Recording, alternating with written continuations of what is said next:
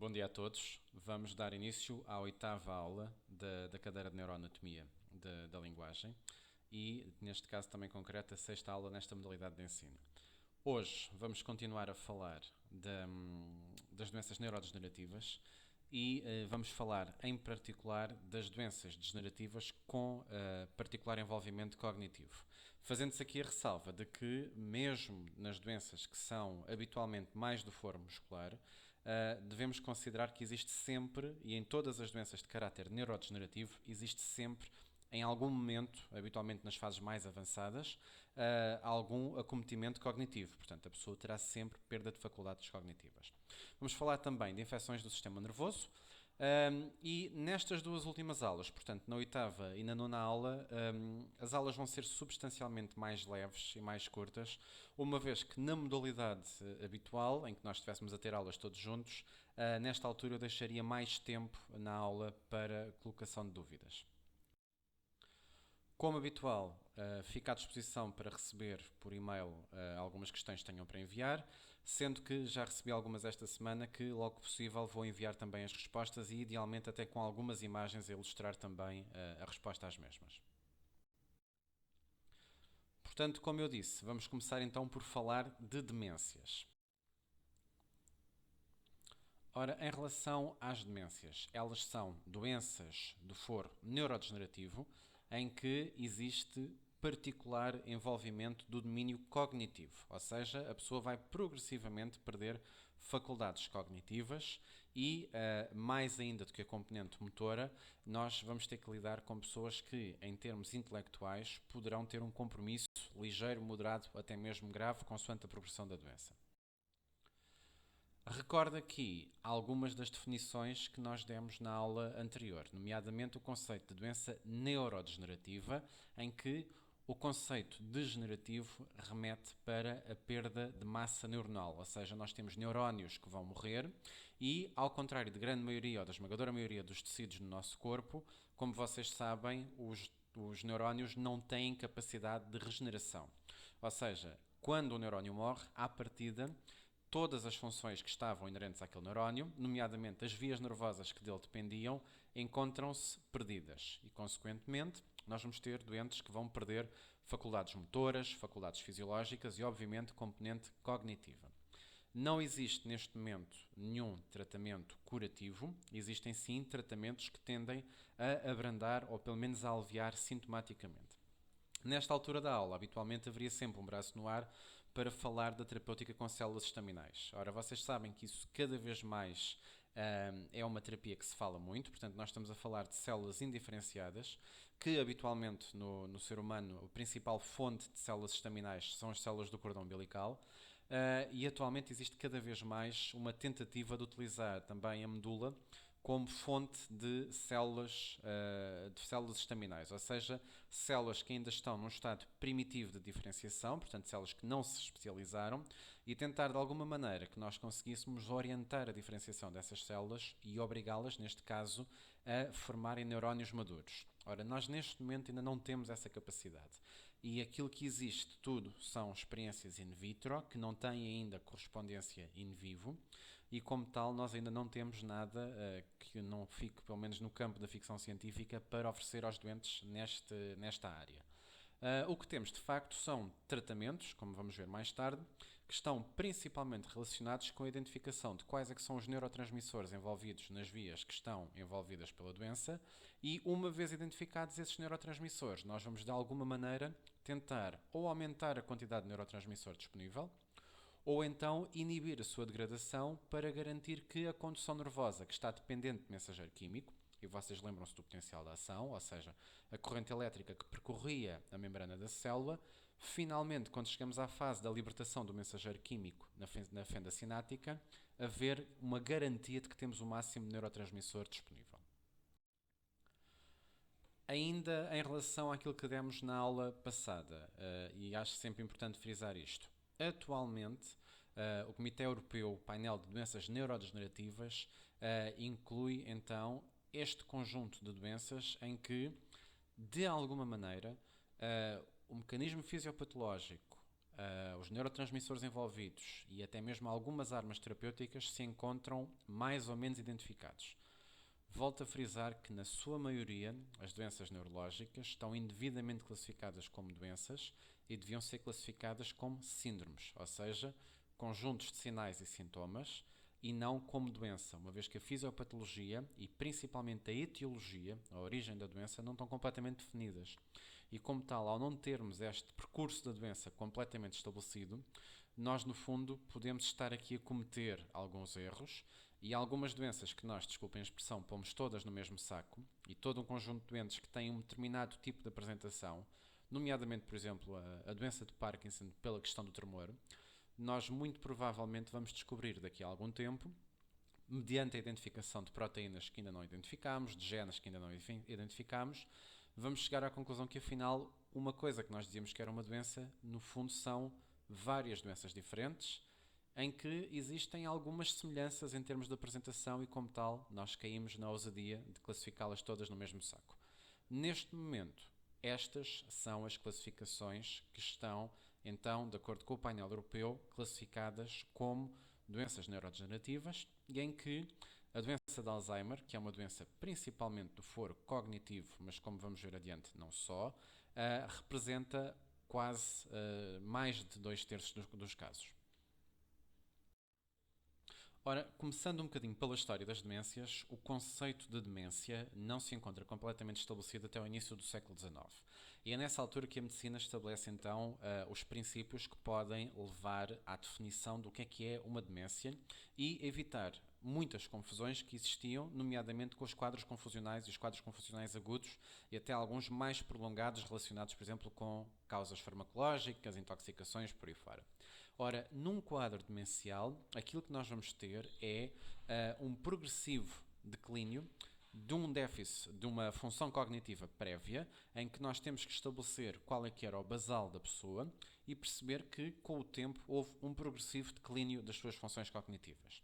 E isso faz com que uma pessoa, e aqui não estamos necessariamente a falar, por exemplo, do QI, de coisas que se possam mensurar de forma mais ou menos objetiva, mas se nós tínhamos uma pessoa que cognitivamente era uma pessoa perfeitamente preservada, que tinha capacidades mais desenvolvidas, era um engenheiro, um médico, um arquiteto com funções cognitivas plenamente desenvolvidas numa determinada área e progressivamente vai perdendo essas capacidades previamente adquiridas, nós devemos considerar que estamos perante uma demência.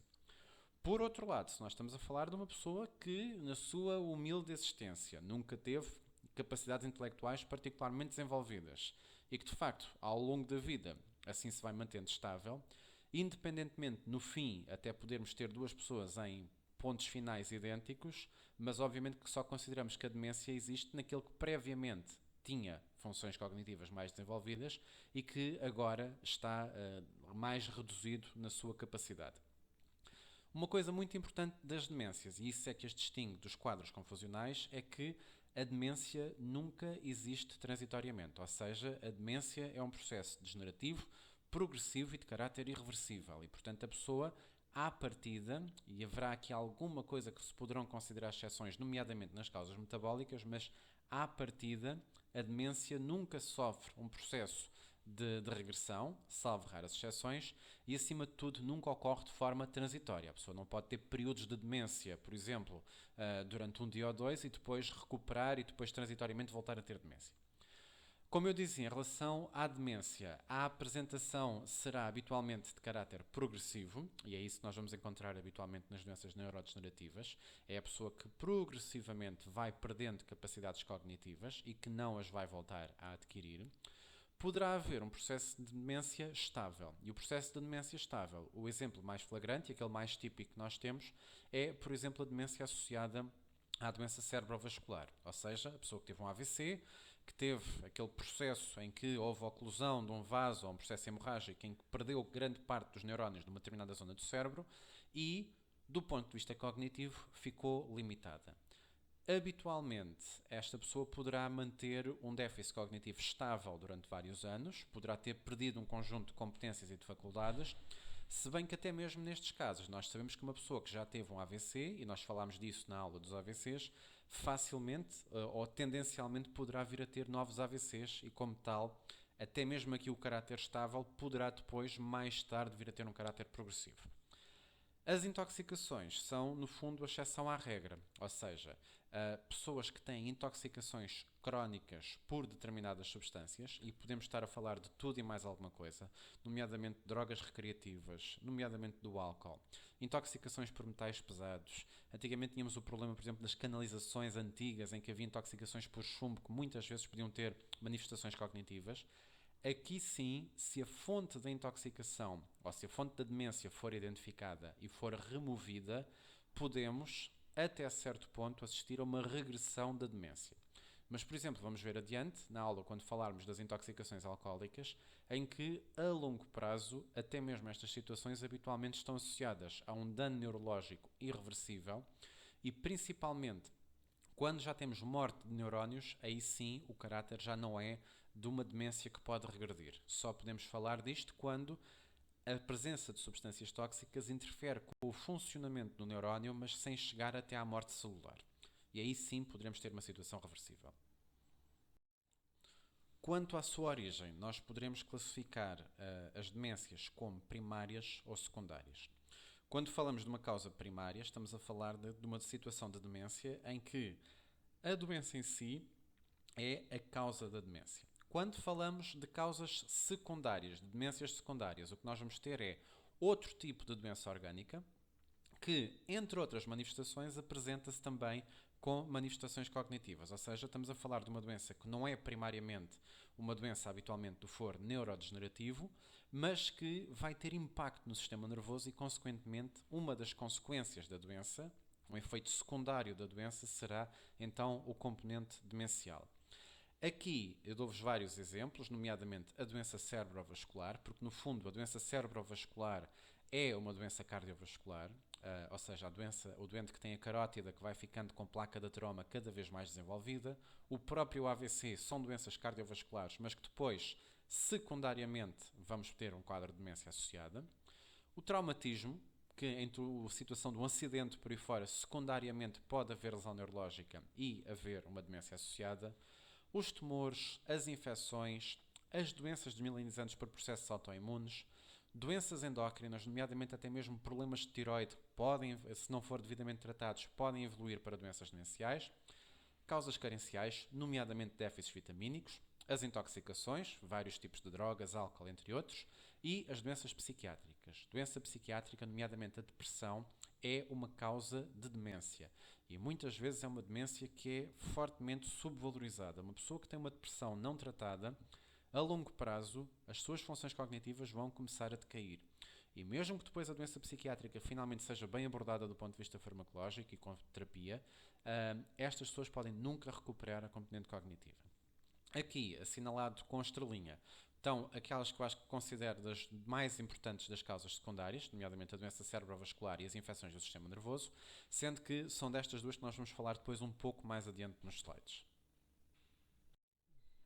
Entre as demências de causa desconhecida estão então as demências primárias ou degenerativas. E no fundo estamos a falar de quê? Estamos a falar de doenças primárias do sistema nervoso, doenças na sua verdadeira essência neurodegenerativas, com perda de neurónios, muitas das quais sem causa identificada, e nós não temos uma etiologia claramente estabelecida, nós não sabemos porque é que estas doenças aparecem, não sabemos que doentes é que vão ser afetados e, como tal, não conseguimos adaptar já a nossa prática, identificando grupos de risco e conseguindo prevenir. E estamos a falar então das verdadeiras doenças neurodegenerativas. As mais frequentes são então a demência de Alzheimer, como vocês já ouviram, representa mais de 2/3 dos casos de demência.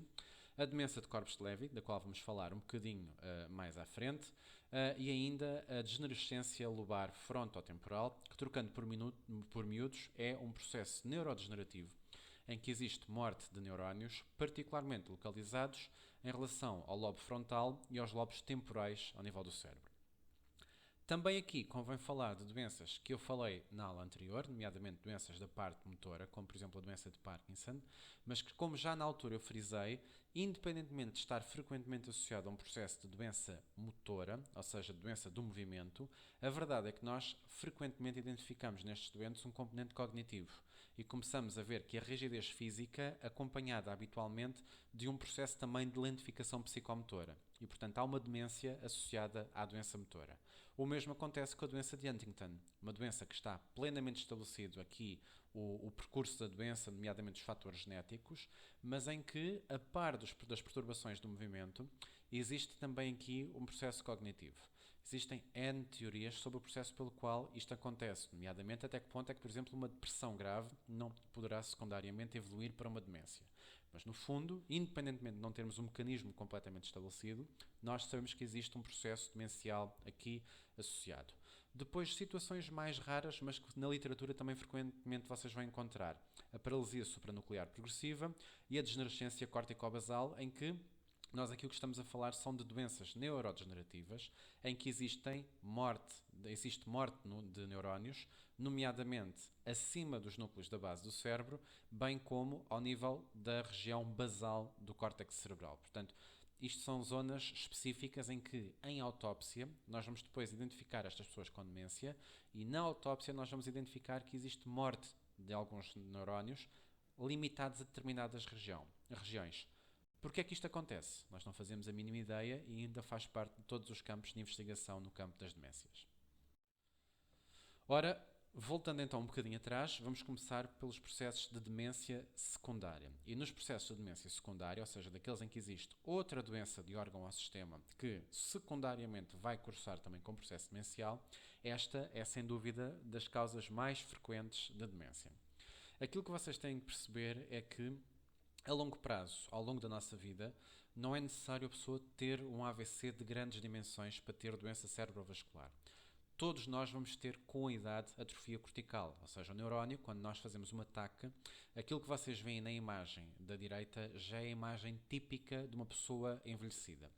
E o que é que acontece aqui? Não há propriamente um AVC, não há aqui nenhuma imagem que eu vos vá dizer, olha, aqui conseguem claramente ver um AVC, mas aquilo que vocês veem é que todo o córtex cerebral, neste caso, vocês conseguem ver os sulcos muito bem definidos, ou seja, aquelas regiões, aqueles recortes a preto em torno do cérebro encontram-se perfeitamente bem definidos. Isto não acontece no cérebro de um jovem. No cérebro de um jovem, o cérebro encontra-se a preencher praticamente todo o espaço, havendo só as cavidades no meio, os ventrículos, mas em toda a periferia o cérebro preenche todo o espaço.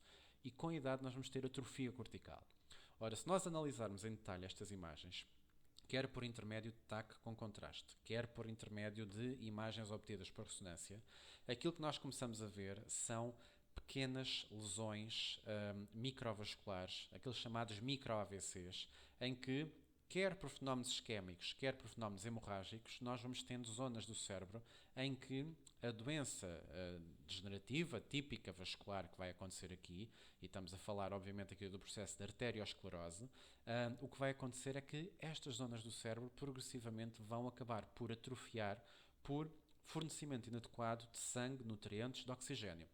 E, consequentemente, vai haver atrofia cortical. O mesmo pode acontecer com pequenos AVCs, que a pessoa pode nunca ter dado por isso.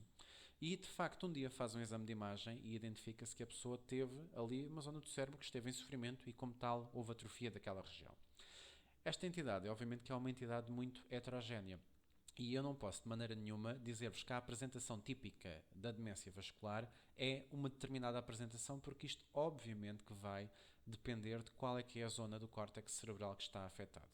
Aliás, uma das regras que existe em fisiopatologia relacionada com a doença neurológica, portanto com a neurofisiopatologia, é que mais do que propriamente o mecanismo pelo qual houve lesão dos neurónios, o que interessa é em que zona é que houve essa lesão neuronal.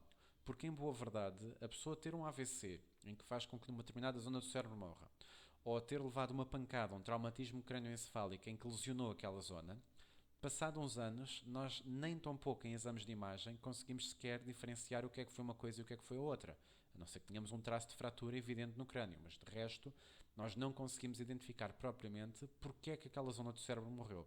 Aquilo que interessa, no fundo, é que a pessoa perdeu aquela determinada região cerebral. E, por exemplo, se nós tivermos um envolvimento, por exemplo, da região frontal, estamos à espera de perturbações da personalidade, alterações da parte motora, da parte do início da atividade, bem como da parte emocional e do comportamento da pessoa. Se for uma coisa mais relacionada, por exemplo, com a região occipital, estaremos à espera de encontrar mais coisas relacionadas com o campo da visão, com a produção de imagens. E, portanto, tudo isto vai depender, não propriamente do processo fisiopatológico, mas, acima de tudo, com a zona envolvida. E esta regra que eu vos dou agora, por exemplo, em relação à demência vascular, é a mesma que eu vos vou dar, por exemplo, em relação às infecções por HIV, em relação, por exemplo, às outras infecções, às meningites do sistema nervoso central, em relação, por exemplo, às intoxicações alcoólicas ou ao consumo de substâncias ilícitas. Portanto, mais do que o mecanismo fisiopatológico, é a zona de neurónios que se perdeu é que vai definir a sintomatologia apresentada. Em relação à demência vascular, uma vez instalada, nós não temos qualquer tipo de tratamento para oferecer.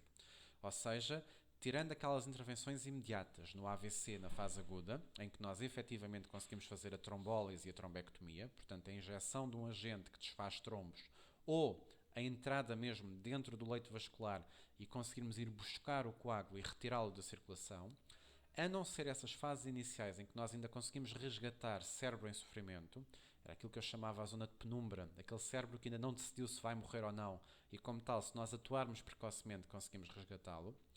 A partir daí, nós não conseguimos desfazer uma demência vascular. Portanto, a partir do momento que a lesão neuronal se instala, nós não conseguimos recuar. Por outro lado, em termos de tratamento, o que é que nós podemos efetivamente fazer? Nós temos a capacidade de utilizar substâncias, como por exemplo a aspirina, ou em situações mais graves, os anticoagulantes, em que nós conseguimos diminuir a probabilidade de se formarem trombos. No caso da aspirina, o tempo mostrou-nos que uma abordagem que nós antigamente utilizávamos não era a melhor. E vocês, por exemplo, na altura em que eu tiro o curso, e até há poucos anos, nós tínhamos uma máxima que as pessoas a partir dos 55 anos, praticamente toda a gente tinha indicação para fazer a aspirina cardíaca, a aspirina de 100 mg, para prevenir AVCs e para prevenir infartos. E atualmente nós temos evidência de que se nós fizermos isto a toda a população, independentemente do seu historial, aquilo que nós vamos ter é mais complicações da medicação do que propriamente prevenção de eventos. E nós tínhamos muitas hemorragias digestivas, tínhamos muitas situações de gastrite crónica e nós andávamos a dar aspirina a mais às pessoas. Atualmente, a recomendação para fazer terapêutica com antiagregantes, aspirina, clopidogrel, apenas se encontra feita para pessoas que já têm elevado risco cardiovascular ou história mesmo já prévia de AVC, como prevenção secundária, ou seja, para prevenir a repetição do evento.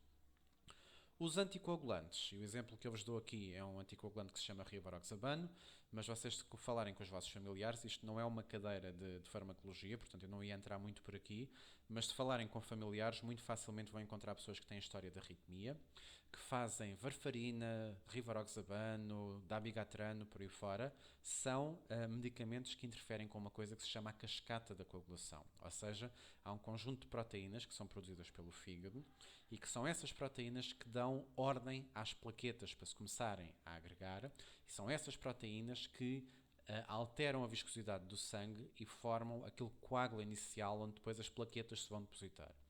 Com estes medicamentos nós conseguimos também prevenir muitos acidentes vasculares cerebrais. Estão indicados particularmente nas pessoas que têm história de arritmia, mas, mais uma vez, são decisões que têm que ser tomadas caso a caso. E se por um lado nós prevenimos muitos AVCs isquémicos graças aos anticoagulantes, por outro, aumentamos também o risco de hemorragias e, como tal, temos sempre que personalizar o tratamento em relação ao doente. Saltamos aqui as infecções entre as causas secundárias de demência e vamos novamente falar um bocadinho aqui de doença de Alzheimer. A doença de Alzheimer, aqui eu vou buscar um bocadinho os slides que já tinha utilizado na aula anterior, em que, do ponto de vista histórico, vocês sabem que foi no século XIX que houve um médico alemão que descreveu pela primeira vez esta entidade clínica numa mulher relativamente jovem. E é isto que determina exatamente o Alzheimer. Portanto, não faz muito sentido andar a falar de Alzheimer em idosos, em pessoas com 80 ou 90 anos, porque aí, tendo em conta que o diagnóstico conclusivo apenas pode ser feito por autópsia, pouco ou nada interessa em termos de impacto na doença. Se nós estamos a falar de uma demência de causa vascular ou de uma demência de Alzheimer, interessa sim identificarmos precocemente os sinais de Alzheimer, particularmente em pessoas em idade jovem. e porque aqui sim nós poderemos desenvolver algum tipo de tentativa de terapêutica farmacológica, embora neste momento seja bastante inglória porque tem poucos resultados, mas também até a própria terapia ocupacional, as alterações da linguagem que podem muito precocemente ser abordadas por qualquer um de vocês numa fase futura, e em que nós conseguimos rapidamente começar a sensibilizar o próprio doente e a família para aquilo que vem a seguir. E estas demências implicam sempre uma grande capacidade de adaptação da família. Em relação à demência de Alzheimer, a doença de Alzheimer, então, é a causa mais frequente de demência. É uma doença extremamente rara, em que abaixo dos 60 anos apenas encontramos, mesmo nas séries mais alarmistas, 5% de casos, mas depois, quando avançamos para pessoas com 80 anos para cima, temos já um quadro altamente prevalente. Sendo que aqui, muito provavelmente, e tendo em conta que nós não vamos fazer autópsia a estas pessoas todas, muito provavelmente existe aqui uma área de sobreposição em que existe quer um componente de demência vascular, quer um componente de demência de Alzheimer. Em relação à etiologia, tal como já vos tinha dito também, é uma doença de etiologia desconhecida e pelo qual faz parte então das demências primárias. Proteína amiloide, aquela proteína circulante resultante do metabolismo celular, acaba por ser detrito proteico que nós basicamente temos no nosso corpo e que se vai depositar nos órgãos e nos tecidos, nomeadamente no sistema nervoso, é uma das possibilidades. Temos pessoas com demências avançadas, com demência de Alzheimer, com grande quantidade de proteína amiloide, e isso vem reforçar esta hipótese. Por outro lado, temos muitos casos de pessoas que praticamente não têm deposição de proteína amiloide e mesmo assim têm uma demência de Alzheimer, o que automaticamente nos põe aqui um bocadinho em causa esta hipótese. Fatores genéticos, não que tenhamos identificado qualquer gene associado à demência de Alzheimer até ao momento. Houve vários candidatos, mas de facto estudos conclusivos até agora não temos. Mas temos aquilo que são os clusters familiares, os aglomerados familiares, em que temos verdadeiros casos de quase pandemias familiares, em que temos várias gerações em que muitos jovens começam com sintomatologia. Do tratamento, e aqui também não vos estou a dar nenhuma informação nova. Em termos práticos, sabemos que temos uma doença em que, se identificarmos o neurotransmissor envolvido, poderemos ter algum impacto terapêutico. E neste caso concreto, sabemos que a acetilcolina é um dos principais neurotransmissores do nosso corpo e é o neurotransmissor que está envolvido nesta doença. E, portanto, nós damos medicamentos que diminuem a degradação da acetilcolina por intermédio do bloqueio daquela enzima que está na junção neuromuscular, que é a colinesterase. Também, nada de novo aqui e que já vos tinha mostrado o slide na aula anterior. Em termos de terapêutica, suplementos vitamínicos, anti-inflamatórios, terapêutica hormonal e fármacos estabilizadores da placa da troma não mostraram qualquer benefício clínico e, como tal, nunca passaram apenas de uma mera experiência in vitro, em que havia teoria de que poderiam ter algum impacto na doença, mas que depois, em termos práticos, esse impacto não se confirmou. O prognóstico, habitualmente, e com uma grande heterogeneidade de progressão, a doença pode estar completamente desenvolvida no espaço de 3 a 20 anos, com uma média de uma década, habitualmente até a pessoa, entre o início dos sintomas e até a pessoa ficar já completamente dependente e limitada, e a pessoa não morre da doença de Alzheimer, e é isto que é uma coisa que é importante clarificar. A morte não é provocada pela doença de Alzheimer, mas sim, habitualmente estabelece como causa de morte as complicações a esta associadas, se bem que no fundo nós não podemos nunca separar as duas coisas e, portanto, coloca-se aquela questão, devemos dizer que a pessoa morreu de Alzheimer ou morreu das úlceras, da desnutrição por aí fora. E é uma questão polémica e, no fundo, nós não temos uma resposta concreta para dar.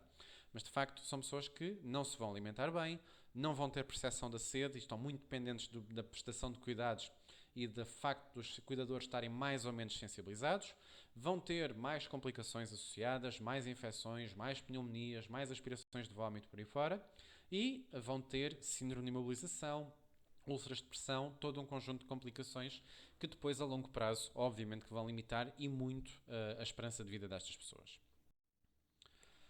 Em termos de progressão da doença, como é que esta progressão habitualmente é feita?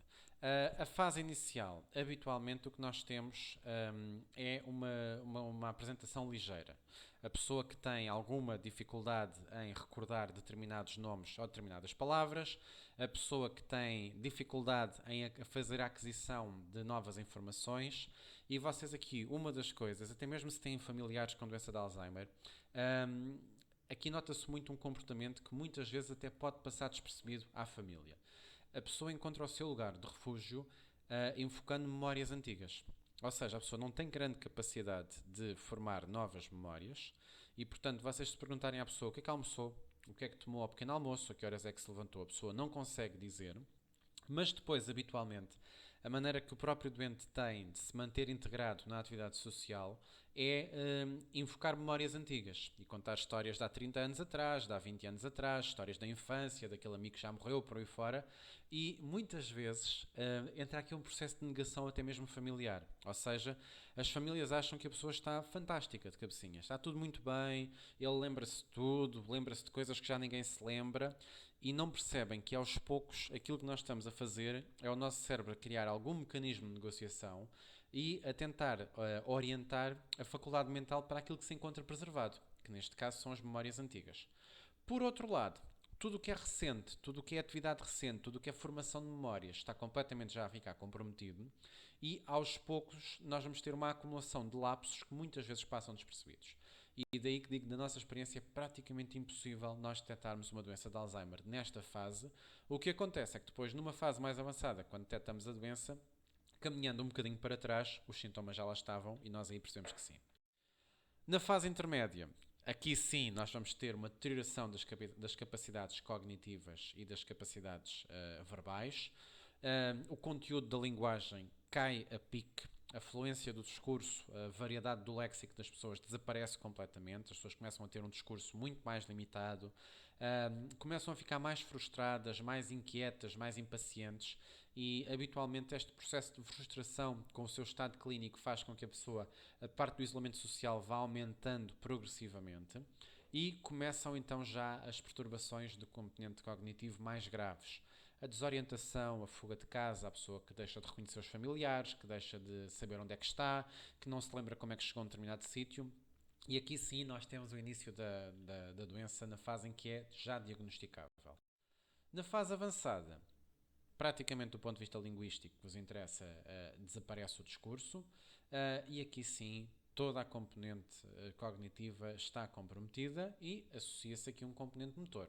E estamos a falar da pessoa que vai acamar, da pessoa que se vai engasgar, da pessoa que vai ter pneumonias de repetição, da pessoa que vai ter complicações de saúde graves e que inevitavelmente virá a falecer.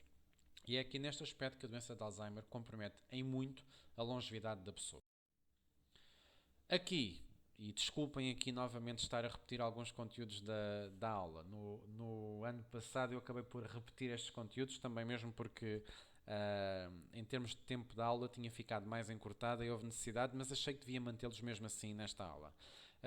Volto a dar-vos este slide que é a súmula daquilo que nós sabemos sobre a doença de Alzheimer, que é pouco. Nós não temos propriamente uma etiologia definida, nós não temos maneira de prever de forma adequada qual é que vai ser a progressão da doença.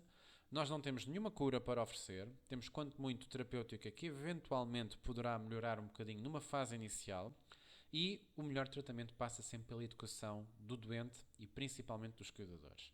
Uma das coisas que vocês devem ter em conta é que nós aqui temos um problema grave com o timing do diagnóstico, ou seja, existem múltiplos fármacos que têm um papel importante em termos de alívio sintomático e que fazem todo o sentido se forem administrados na fase inicial da doença. A partir do momento que nós chegamos à fase intermédia e à fase avançada da doença, esses fármacos têm um papel praticamente nulo. E nós nessa altura temos sempre um olhar crítico, é um medicamento que não presta. Mas não, o medicamento não foi testado naquela fase, o medicamento teve interesse numa fase inicial. Em boa verdade, os melhores resultados que nós temos em tratamento de doença de Alzheimer são principalmente naqueles casos de clusters, de aglomerados familiares, em que nós sabemos que existem muitos casos, já estamos um bocadinho mais alerta. É a pessoa com 40 ou 50 anos que nos procura e que diz: atenção, o meu pai desenvolveu Alzheimer com 60 anos e eu estou a começar a sentir alterações da memória, e que nós aí somos um bocadinho mais rápidos no diagnóstico, apanhamos a doença ainda na fase ligeira e assim começamos terapêutica, nomeadamente com anticolesterásicos, e temos bons resultados. E é aquela pessoa que já começava a ter lapsos de memória frequentes e de repente melhora tudo. E a memória melhorou e aí tudo funciona melhor.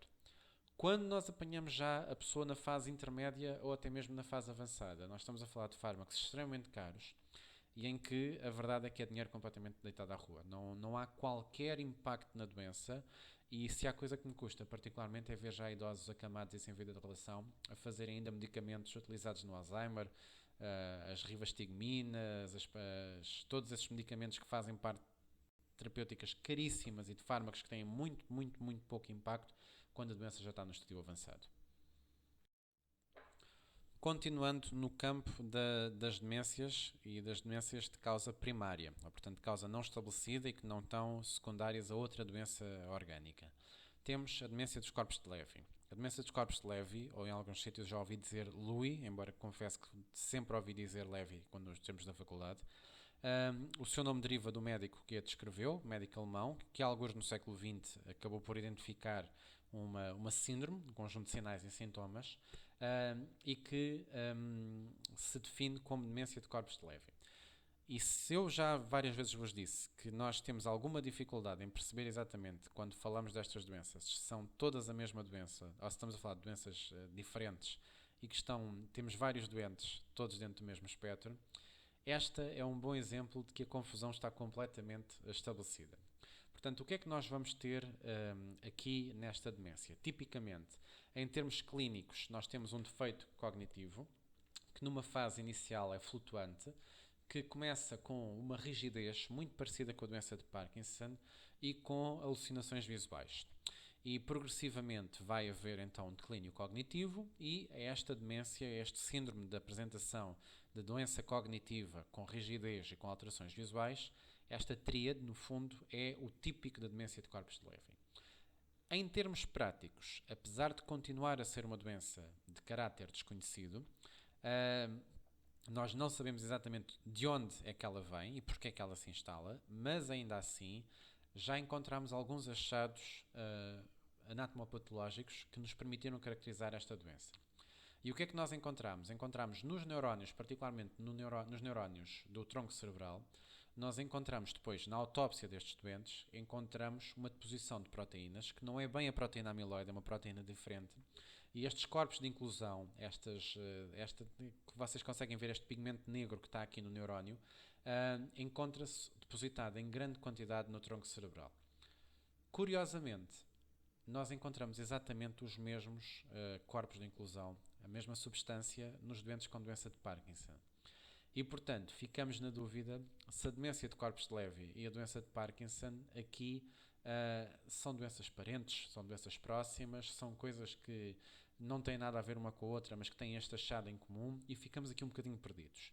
Durante muito, muito, muito tempo era tudo colocado em Parkinson. Atualmente, considerou-se aqui um contínuo entre as duas doenças.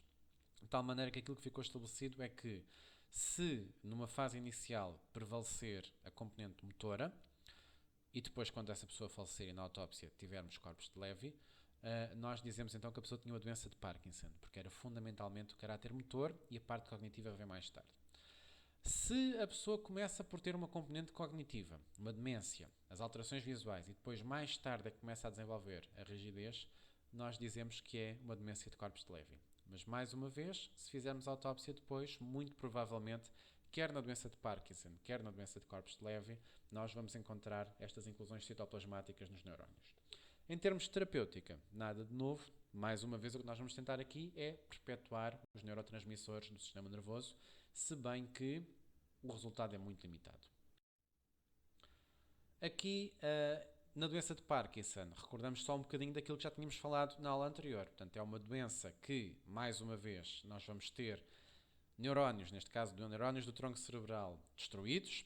Vai haver, então, os tais corpos de inclusão citoplasmática, os tais corpos de Levy, que são, então, uma coisa comum àquela demência anterior, à demência de corpos de Levy, e nós aqui o que vamos tentar ao máximo é perpetuar neurotransmissores.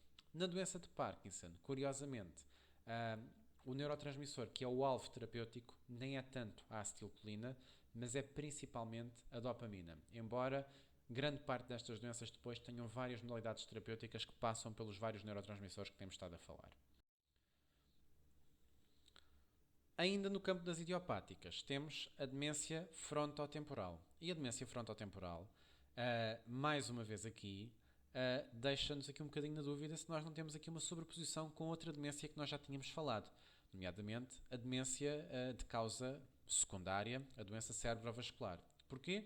Porque aqui também vamos ter atrofia do córtex cerebral. Simplesmente o córtex cerebral, no caso da demência frontotemporal, a principal zona do córtex envolvida por esta atrofia é a zona frontal e a zona dos lobos temporais.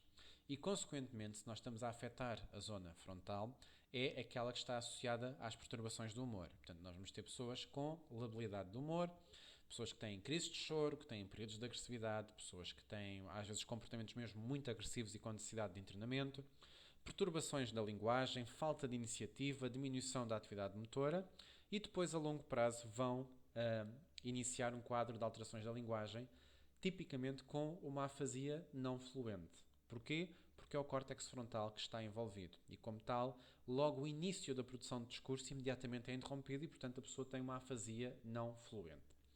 Em termos de origem, não sabemos, questionam-se fatores genéticos, já foram identificados vários genes suspeitos, mas infelizmente nada disto está confirmado.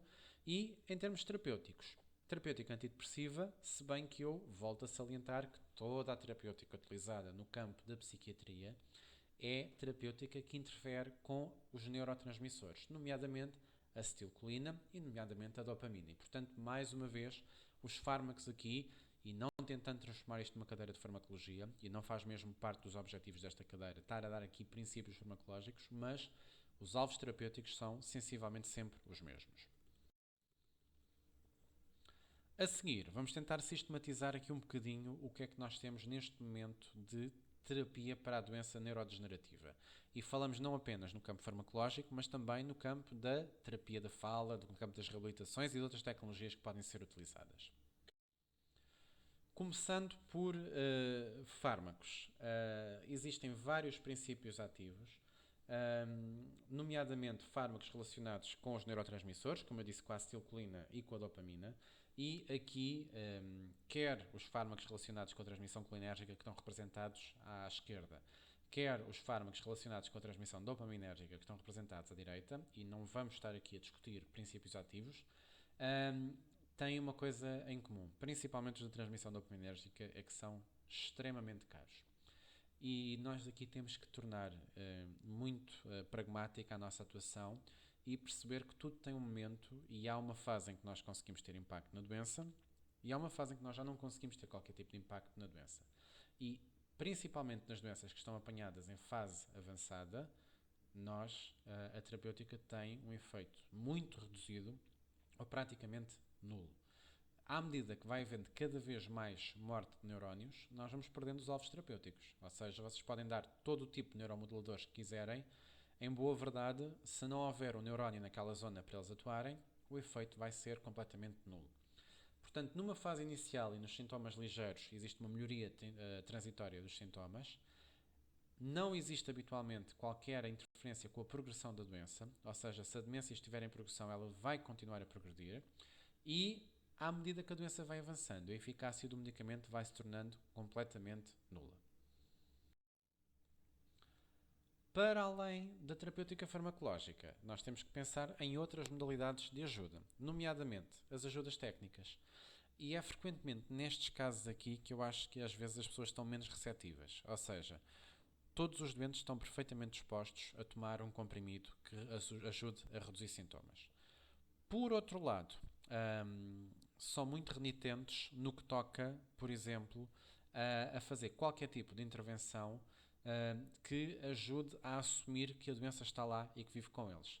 Nomeadamente a utilização de ajudas técnicas como, por exemplo, o andarilho, a cadeira de rodas, este tipo de equipamentos que são utilizados, por exemplo, estas colheres que são utilizadas nos doentes com Parkinson, em que o próprio equipamento ajuda a reduzir o efeito do tremor e a reduzir substancialmente as apresentações e as manifestações da doença, e muitas vezes as pessoas acabam por lutar um bocadinho até se adaptarem à utilização de ajudas técnicas.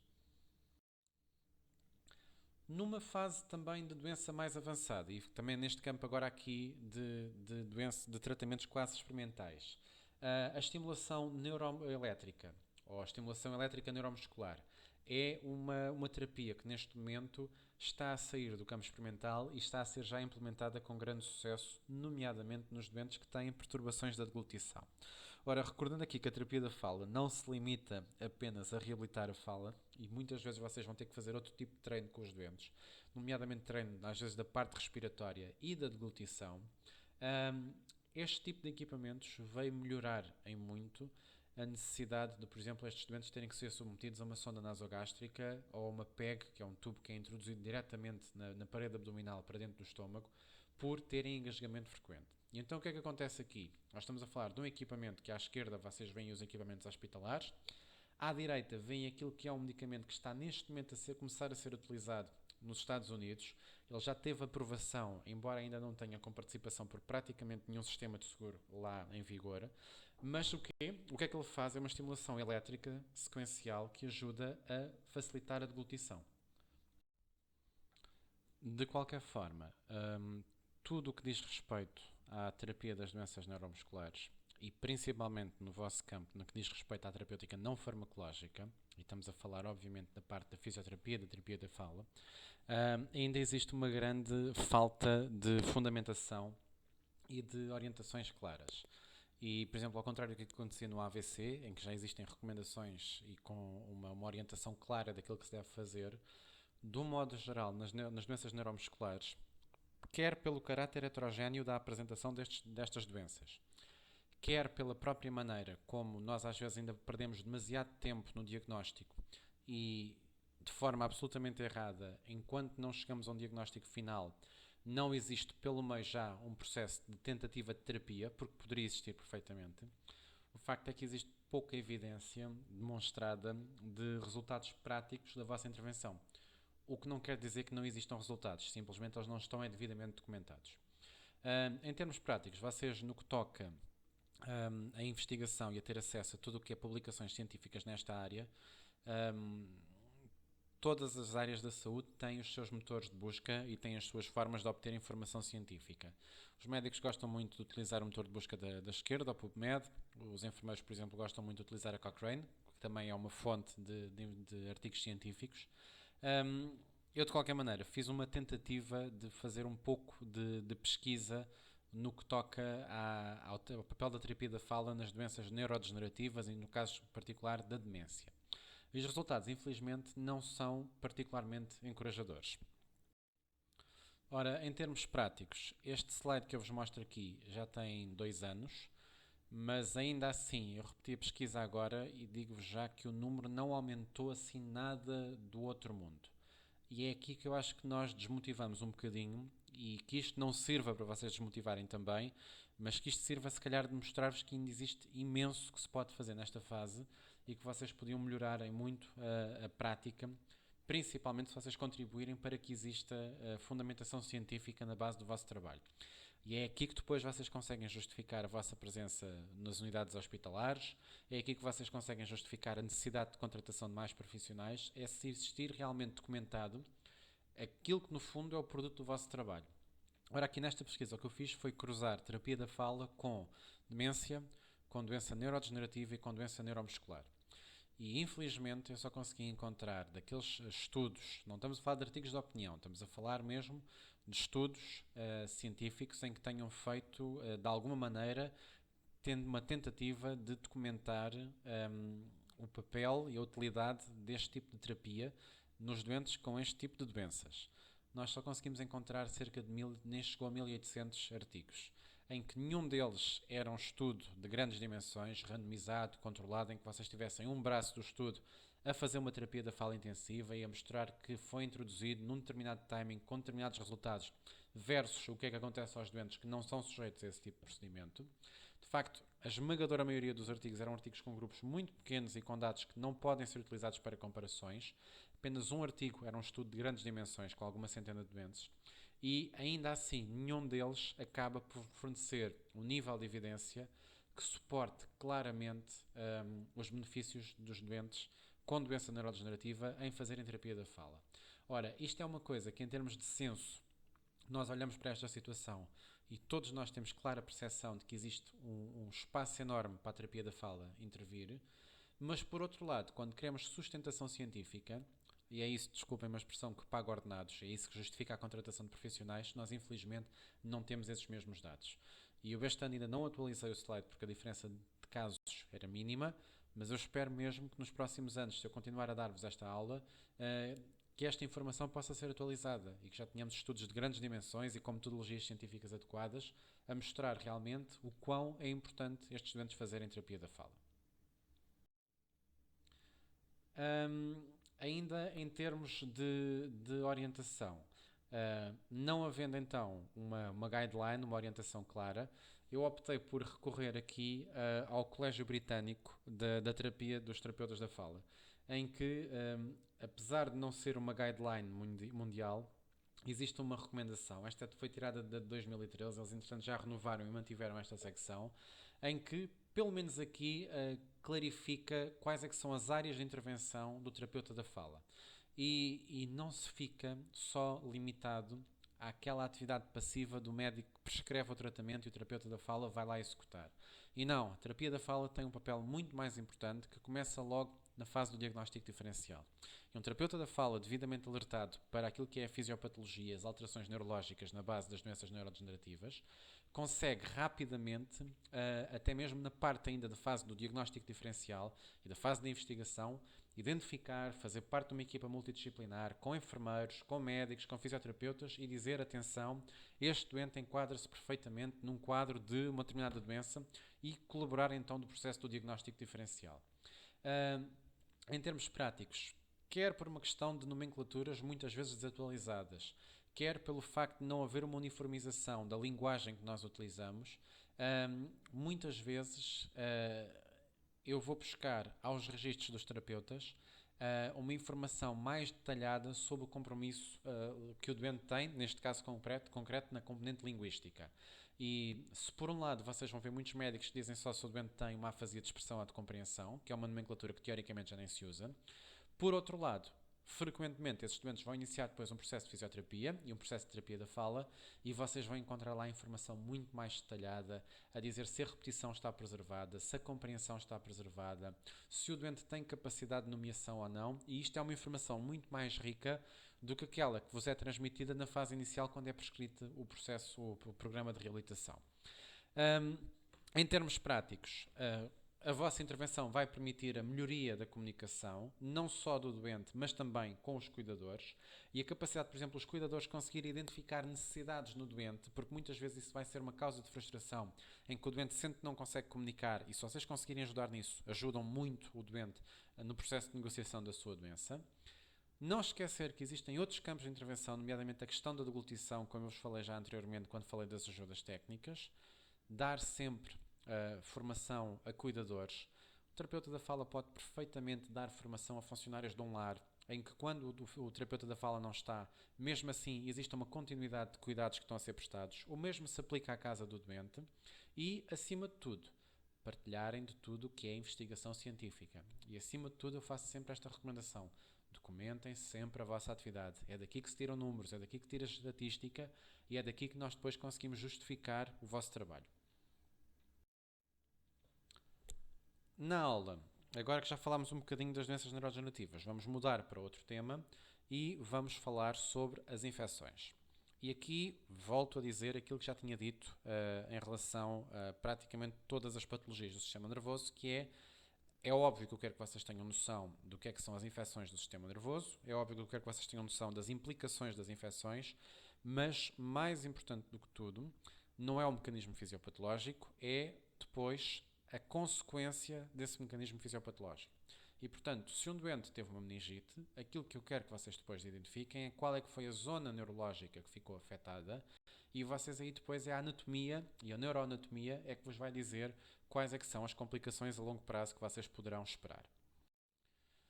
Ora, em termos de infecções, existe um mundo de infecções. Qualquer infecção virtualmente pode, em algum momento, ultrapassar a barreira hematoencefálica e conseguir atingir o sistema nervoso central. E, tipicamente, vocês já ouviram falar principalmente das infecções agudas. As infecções agudas, das mais famosas que vocês conhecem, são as meningites. Sabem agora que existe um conjunto de membranas que vai envolver o sistema nervoso central. quer a estrutura do encéfalo, quer a estrutura depois da espinal medula, que são as membranas, as meninges, e que pode haver infecções a esse nível. E quando nós temos uma infecção das meninges, nós temos tipicamente aquilo que se chama um processo de meningite. O processo de meningite, a expressão meningite em si remete para inflamação, embora habitualmente esta causa seja infecciosa, ou seja pela presença de um vírus ou de uma bactéria que não devia estar lá. No entanto, não esquecer que existem também aquilo que são chamadas as meningites acéticas, ou seja, meningite sem infecção, em que aí por mecanismos de doenças autoimunes, por traumatismo, existe um processo inflamatório que pode ser tão ou mais destrutivo até que uma própria infecção, mas em que não se trata de uma infecção do sistema nervoso central. No caso das meningites, qualquer agente de infecção, e eu já vi meningites por infecções urinárias, já vi meningites por infecções respiratórias, mas qualquer agente infeccioso que tenha, de alguma maneira, conseguido passar a barreira hematoencefálica, porque a pessoa tinha as defesas mais em baixas, poderá provocar uma infecção e uma meningite. Mas, tipicamente, as situações de meningite mais graves que nós conhecemos é a meningite gonocócica. E é a meningite causada por uma bactéria que se chama Neisseria gonorrhea, e é esta meningite, então, que vai provocar então, um processo infeccioso do sistema nervoso central com consequências mais graves. Não sendo causas ainda particularmente, não sendo a mais frequente, mas mesmo assim sendo bastante frequentes, aliás, temos então outras causas de infecção, nomeadamente a encefalite herpética, em que existe uma infecção por vírus dos herpes, que vão provocar uma inflamação e uma infecção do sistema nervoso. Esse aí dá um achado muito típico que nós vemos aqui na ressonância, que é a primeira imagem, a imagem da esquerda, em que numa fase inicial aquilo que vocês veem, aquele processo inflamatório a branco, é a inflamação provocada pela infecção por herpes, tipicamente na região temporal. É um achado muito típico, e quando nós fazemos uma ressonância a um doente com uma meningite e vemos esta imagem, nós imediatamente sabemos que é uma infecção por um vírus herpético, e que aquilo que vocês estão a ver é inflamação e sangue. Existe mesmo ali um processo em que os vasos ficam fragilizados e existem pequenas hemorragias naquela zona.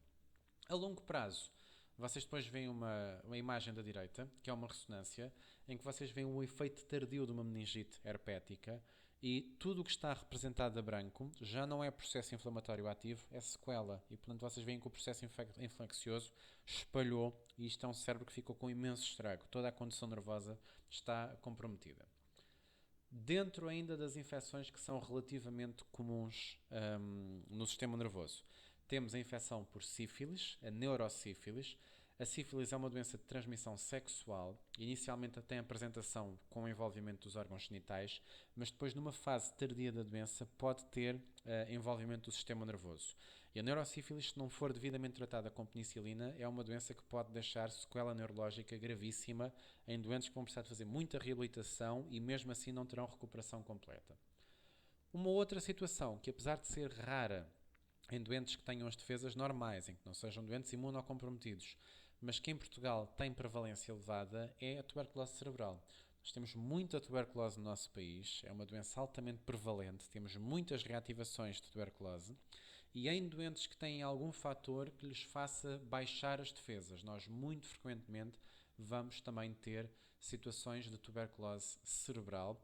E depois aqui, em qualquer uma destas infecções, nós temos sempre o mesmo problema, que é raro, mas é possível a infecção conseguir ultrapassar a barreira hematoencefálica e atingir o sistema nervoso central.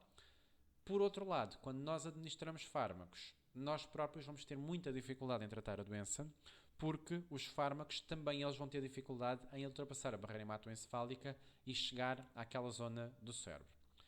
O tratamento aqui é o tratamento da infecção, com antibióticos, com antivirais, com terapêutica adequada ao tipo de infecção que tiver sido detectada, e a necessidade de reabilitação será obviamente determinada pela extensão da lesão e pelo potencial de reabilitação, consoante nós tenhamos conseguido abordar a infecção mais precocemente, ou então, infelizmente, se abordarmos já muito tardiamente e na fase já em que existe estrago irreversível do sistema nervoso. A propósito ainda das infecções, há um tipo de infecção viral que eu acho que merece uma abordagem à parte, que é a infecção por VIH. A infecção por VIH tem algumas particularidades. Em qualquer órgão e sistema tem sempre uma apresentação mais atípica, E a infecção VIH torna-se particularmente pertinente abordar, principalmente quando aconteceu uma situação que em Portugal, vocês não sei se se lembram disso ou não, mas há cerca de 2 anos houve um estudo que foi feito pela Universidade de Lisboa e que foi divulgado pela SIC, em que basicamente utilizaram um inquérito em que foram entrevistar jovens em população universitária também e pré-universitária, portanto o ensino secundário, e foram tentar avaliar de alguma maneira os conhecimentos numa população que é uma população de risco, se é que ainda se pode falar de populações de risco, e em que foram tentar avaliar o grau de conhecimento. E, de facto, numa fase inicial, o inquérito até parecia que estava a correr bem. Portanto, eles basicamente pegaram em 1100 jovens, vindos de várias áreas geográficas, vindos de vários estratos económicos, e tentaram perceber se havia alguma diferença em termos de nível de conhecimento. À partida, todos têm noção de que a infecção VIH, habitualmente a transmissão é feita por relações sexuais desprotegidas. Nós em Portugal há umas décadas tínhamos muita transmissão VIH relacionada com sangue, com seringas contaminadas, se bem que o programa de troca de seringas fez com que atualmente a população de toxicodependentes, pelo menos a parte das trocas das seringas por seringas esterilizadas, melhorou substancialmente esse tipo de transmissão.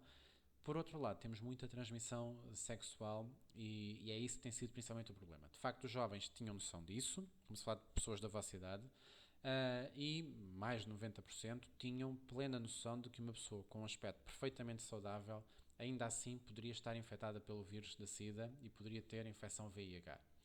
A partir daqui, todo o estudo descambou e depois os resultados foram um bocadinho assustadores.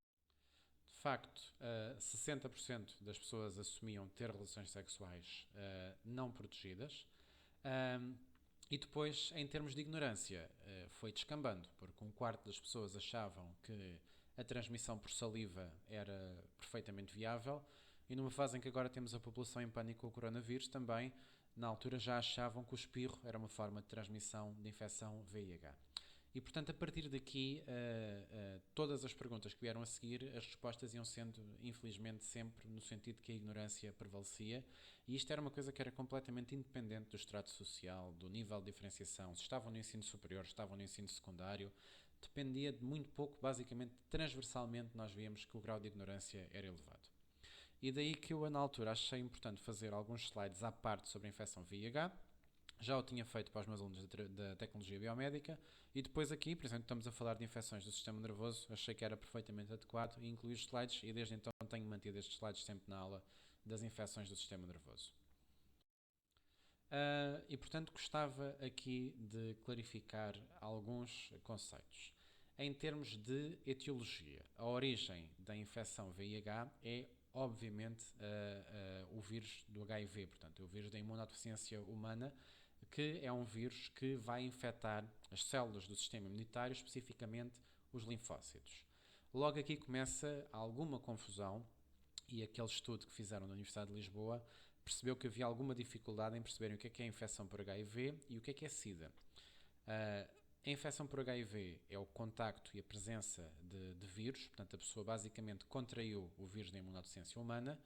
SIDA é um estadio avançado da doença, portanto é quando a pessoa já contraiu um estadio avançado da doença, que se caracteriza do ponto de vista laboratorial pela presença, ponto 1, de uma carga viral elevada, portanto o vírus começou a replicar dentro da pessoa e a contagem de cópias virais disparou, e por outro lado, e isto é o mais importante, os linfócitos, que são as células mais afetadas pela infecção VIH, especificamente um tipo de linfócitos que tem umas determinadas proteínas na superfície, que são os linfócitos CD4+, que o seu número começa a decair. E, portanto, quando nós baixamos abaixo de um determinado nível de linfócitos CD4, nós dizemos que a pessoa atingiu o estadio de SIDA e que está particularmente vulnerável às infecções. Também existe um conjunto de doenças que, a partir do momento que a pessoa começa a contrair essas doenças, como por exemplo a tuberculose, nós imediatamente identificamos que essa pessoa, as defesas caíram e, portanto, vocês podem já ter contactado com pessoas com tuberculose e nós temos esta ideia de que se tocarem numa pessoa com tuberculose, se respirarem ao pé de uma pessoa com tuberculose, vão apanhar tuberculose. Isso não é verdade. Quantos foram os doentes com tuberculose que eu já tratei e nunca tive tuberculose? Mas uma pessoa que tenha as defesas mais em baixo, por exemplo, porque a infecção VIH atingiu o estadio de SIDA, mais facilmente vai contrair tuberculose. E, portanto, basta essa doença estar presente, e há um conjunto que nós dizemos que são as doenças definidoras de SIDA. Quando qualquer uma dessas doenças está presente num doente HIV, automaticamente dizemos que ele atingiu o estadio de SIDA. E, portanto, separar desde já infecção HIV versus estadio de SIDA. Em termos de epidemiologia, nós temos cerca de 56 mil casos de infecção VIH em Portugal, dos quais aproximadamente quase metade estão em estadio de SIDA, e desde 2017 foi o último ano em que nós tivemos uma progressiva redução do número de casos desde a década de 80. Até 2017 o número de casos foi sempre a reduzir e em 2017 o número de casos começou a aumentar.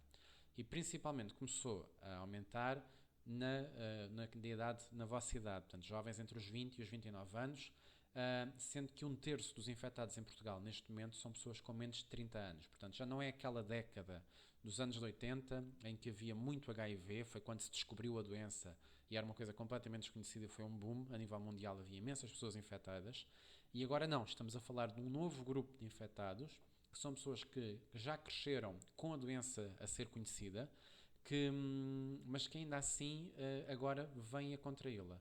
1 em cada 6 novos doentes em Portugal com HIV têm menos de 25 anos. E, portanto, o que é que aconteceu aqui? De alguma maneira, o mundo perdeu o medo do HIV. Nas pessoas que estão mais por dentro e que estão mais informadas, o facto de saberem que existem tratamentos que permitem às pessoas viver com a infecção e com relativamente poucos sintomas e poucas infecções, de alguma maneira desmistificou aquela sensação de sentença de morte e as pessoas deixaram de ter medo do HIV. E isso justifica em muitos aspectos o surgimento de mais comportamentos de risco.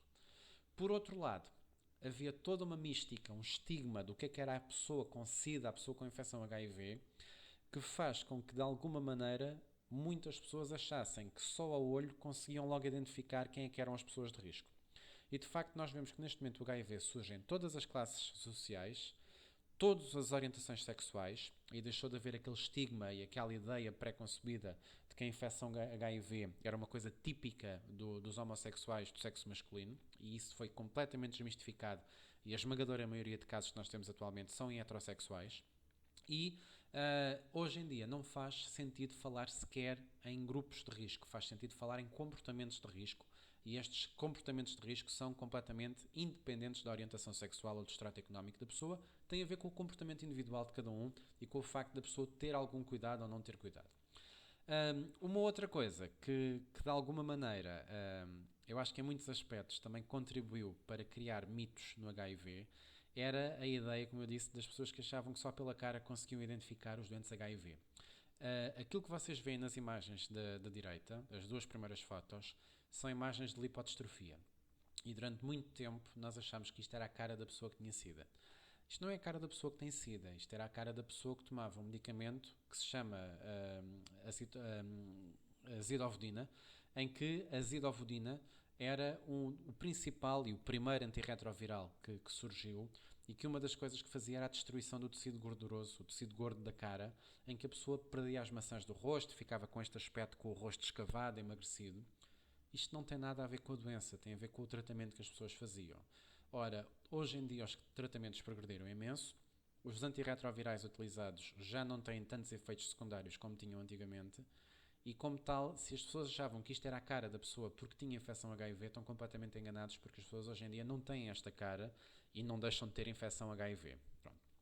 Ainda assim, a terapêutica está sem dúvida mais eficaz e nós hoje em dia conseguimos ter pessoas a fazer tratamento com cargas virais indetetáveis, com níveis de CD4 bastante bons, e nós cada vez menos temos pessoas em estadio de SIDA, temos mais pessoas com infecção HIV. Recapitulando aqui um bocadinho o conhecimento das pessoas, as formas de transmissão, principalmente hoje em dia, relações sexuais não protegidas, tudo o que está relacionado com exposição a sangue, quer por transfusão, quer por agulhas contaminadas, quer por piercings, hoje em dia está a cair completamente no esquecimento, porque transfusões com sangue não testado não é uma opção neste momento, isso é completamente inconcebível. A partilha de agulhas, desde que existem programas de substituição de troca de agulhas por agulhas limpas, deixou de ser um problema também em Portugal. E os piercings, tudo isso, hoje em dia vocês sabem bem que as lojas que fazem tatuagens e que fazem piercings utilizam um material esterilizado, têm condições como qualquer laboratório topo de gama, portanto não há aqui questões de utilização de material contaminado.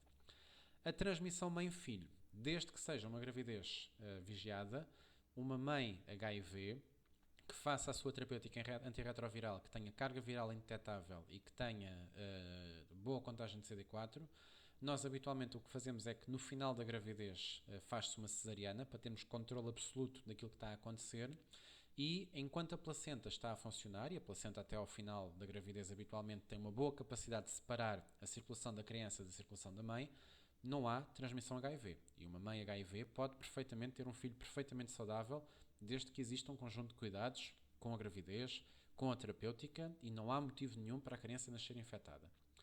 São considerados fluidos infectados e potencialmente transmissores sangue, líquido seminal e o sêmen, secreções vaginais e o leite materno. E neste caso, nós nas mães HIV não aconselhamos a amamentação e estas crianças imediatamente passam para a fórmula de leite. Estes são os mecanismos pelos quais são os veículos de transmissão do HIV. Não são veículos de transmissão HIV, urina, fezes, suor, lágrimas e a saliva. E ao contrário do que muita gente pensa, e a esmagadora maioria das pessoas pensam que o talher pode ser uma forma de transmitir HIV, não há, até à data, transmissão detectada de pessoas simplesmente que transmitiram através da saliva. Havia muito uma frase no final, na década de 90, nos anúncios em que tentavam de alguma maneira reduzir o estigma em torno da população HIV, o beijo não mata, a saliva não é uma forma de transmissão. Já foi detectado vestígios do HIV na saliva, mas daí até uma transmissão ativa com vírus vivo é praticamente impossível e não está neste momento documentado nenhum caso de transmissão HIV através da saliva. Portanto, assim sendo, são considerados contactos sexuais, contactos seguros, contactos sociais, como por exemplo o aperto de mão, o toque, o abraço e o beijo, pelo menos no que toca ao HIV, com o coronavírus neste momento isso está fora de questão. A partilha de copos, a partilha de talheres, a partilha de alimentos não tem qualquer problema. As gotículas respiratórias, volta ao mesmo, agora sim são um problema, mas é por outro aspecto, é pelo coronavírus, não é pelo HIV. Já tive pessoas referenciadas à consulta porque foram picadas por mosquitos que tinham picado pessoas com HIV e isso é idiotice pura, não é uma forma de transmissão nem pouco mais ou menos. E a partilha de casas de banho, a partilha de piscinas não é de maneira nenhuma uma forma de ser contagiado por HIV, está bem? Portanto, isto aqui são formas que não têm qualquer risco de transmissão de infecção HIV. Quando atingimos o estadio de SIDA, e é aqui que vocês poderão ter um papel ativo, porque são doentes que poderão vir a ter lesão neurológica. 10 a 15% dos doentes, no momento do diagnóstico, já têm manifestações neurológicas. E eu tenho tido muitos casos de pessoas que são diagnosticadas infecção VIH partindo de uma apresentação neurológica, uma meningite, um quadro súbito de alteração da linguagem. Nós vamos fazer exames e depois o que é que vamos encontrar?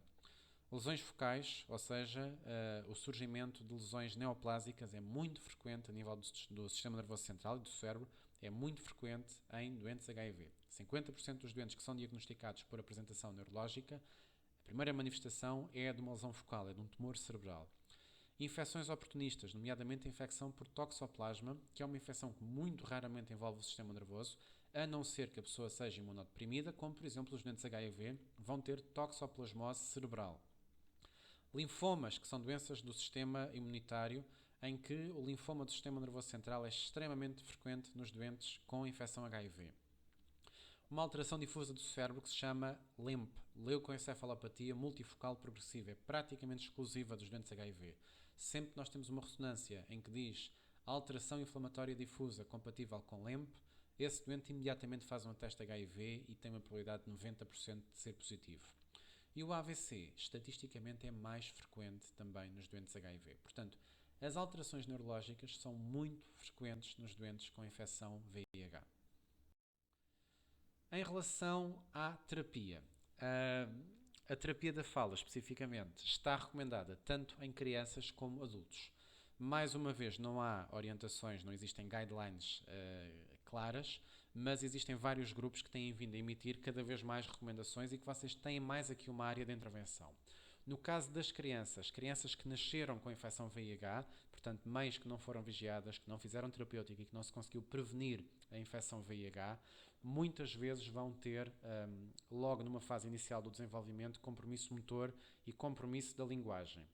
É particularmente grave em crianças que têm infecção ativa nos primeiros 2 anos de vida, e é aqui que neste momento as vias neurológicas estão-se a formar, que a criança está a ganhar competência, e é aqui que nós vamos ter crianças com mais compromisso neurológico. Também é relativamente mais frequente estas crianças terem infecções de repetição do foro otorrinolaringológico, principalmente com infecções do ouvido interno, terem compromisso da linguagem, e vocês compreendem que se a criança tiver um compromisso da linguagem, obviamente que a aquisição da autonomia na linguagem vai ser fortemente comprometida e vão ter também déficits de aprendizagem. Portanto, isto é um campo que é o campo das crianças com infecção VIH, que é uma área de intervenção que vocês poderão, sem dúvida, trabalhar no futuro. No adulto, obviamente que também vamos ter infecções de repetição, nomeadamente infecções do ouvido, e temos principalmente, quer por haver um processo de aumento do risco de doença cerebrovascular, que é típica dos doentes HIV, quer pelas próprias complicações da medicação, e apesar dos medicamentos para o HIV hoje em dia serem muito menos tóxicos, têm muita toxicidade neuronal, muitos destes doentes podem vir a precisar de fazer terapia da fala, não só por complicações da doença, mas também por complicações do tratamento. Com isto, concluímos então esta 8ª aula. Falta-vos apenas agora terem uma pequena aula sobre déficits metabólicos, nutricionais, tumores do sistema nervoso central. Mais uma vez, vai relegar muito para a questão da importância da localização da lesão, mais do que propriamente o mecanismo fisiopatológico. E depois vamos ter um período maior para vocês poderem rever as aulas e estudar, até depois fazermos a avaliação. Os moldes da avaliação, o professor José Fonseca já deve ter falado convosco, ou vai falar convosco, ainda não estão completamente definidos. Vamos ter que optar por uma modalidade à distância, ainda estamos a decidir os moldes exatos da mesma, mas de qualquer maneira fico totalmente disponível para responder a perguntas que possam vir a colocar. Entretanto, já me colocaram, como eu tinha dito, algumas questões, às quais eu vou tentar fazer um PowerPoint, uma apresentação mais focada e, se possível, ilustrada em relação às várias questões que me foram colocadas, e fico totalmente disponível para responder a outras que venham a colocar. E, portanto, até à próxima aula. Obrigado.